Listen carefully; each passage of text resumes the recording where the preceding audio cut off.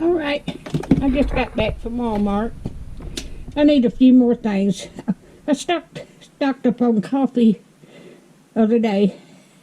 I stocked up on creamer too, so I've got enough coffee and creamer to last up into next year.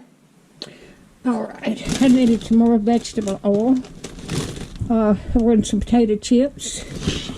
And I wanted some more bananas. And I got some French onion dip for my potato chip.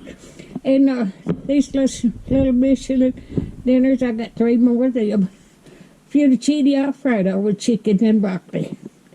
So that's my haul today. If you like my videos, just like, share, and subscribe, and hit that little bell when you want to be notified when I got another video coming out.